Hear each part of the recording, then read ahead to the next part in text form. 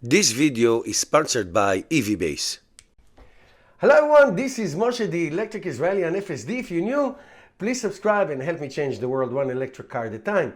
Thank you to all of my supporters. If you're in the market to buy a Tesla car, please use my referral code. Today is January 20th and it is a beautiful 20 degrees outside here in the Northeast, and we got a nice 6-inch snowstorm. This week the temperature is going to get to about 2 degrees Fahrenheit. Holy moly. And obviously the question is always asked, what is the range and the energy consumption of electric cars? So by the way, being a driver, me, for more than 40 years, I can tell you that in the winter, whether it's gasoline car or it's a electric car, cars lose range. Heating the cars, it takes a lot of energy, and moving it, driving it, so the range goes down significantly. Now, I have to tell you this, with all modesty that I don't have, I consider myself an expert on range and winter and summer driving because I drive hundreds and thousands of miles, okay? I just take mega trips every year, my wife and I, and we just came back from a 4,000 kilometer a trip from the Northeast to Florida, about 2,500 miles or so. And I put you a link, watch that video. I put you, you'll see how the energy consumption is as the weather gets warmer and warmer and warmer. Okay, so now, why am I telling all of this? Let me share with you this article that published in Electric, which became clearly an anti-Tesla, and I'm going to prove it to you because if I know it, they should know it too. So the latest 2025 winter driving, look at this, I'm reading from you, test from Motor and NAF came out this week with some really interesting results. So there's a list of all kinds of cars, the worst performing and the best performing. Now, this is all in kilometers, and this is WLTP, okay? This is the European standard. So the worst car in terms of efficiency in the winter is the Peugeot, the French car, Peugeot E3008. Their declared range is 510 kilometers. They actually got 347, which is almost 32%. Efficiency of 32%, okay? Percentage deviation. Okay, so this is bad. Okay, so for every 100 miles, this is the easiest way to do it. For every 100 kilometers, they got less than 70 kilometers in real life. Okay, that's how you do it. And then you have the Voyage Dream and on and on and on. The best is the Polestar 3. Okay, 560 kilometers declared and 531 actual, okay? So basically, for every 100 kilometers, you got 95 kilometers. I always like to round off. Okay, and these are all lists. Here's a BYD Tang, also very efficient, and on you go. Kia EV3, 15% off the mark, and on and on. Now let's take a look. In America, we don't have too many choices, unfortunately, of electric cars. Here's the Tesla Model 3. This is the long-range single motor. 702 kilometers. So it got 530.8, right? Which is, let's call it 24% off, all right? Let's make it 25 so it's easy. For every 100 kilometers, you got a 65 kilometers in, okay? So that's not good, right? That is not good. All right, so 24 kilometers, 24% off the mark, okay? 702, that's the declared. Now, let me show you. Here is the American Tesla Model 3 website, okay? Here's the rear, long-range rear-wheel drive. 363 miles is 580 kilometers, okay? Here's the German one. Here's the 702 WLTP. This is where the information they took it from. And here's the Chinese one, which is very generous, 713 CLTC, okay? So the most accurate one is this one, okay? 363, which is 530 kilometers. So if you take this, if you actually take the actual range, now I know it and they know it too.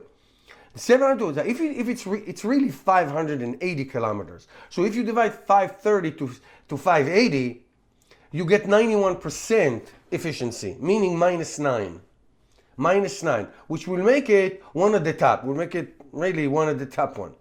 Okay, so let's take a look at their commentary, because that's why I said to you that electric became an anti-Tesla, and they know this information, because if I do, they do too. This year they used the new Model 3 long range rear-wheel drive, which is the highest rated range of 702 kilometers, 436 miles. I don't think so, and yet it went just short of the Polestar 3. It went short of the Polestar 3. It lost 24% of the range. Okay, Tesla has been the top of our list previous range test with WLTP 702 kilometers, and the rear-wheel drive expected significantly further than its competition this time. But it was a huge disappointment. No, it wasn't. No, it wasn't.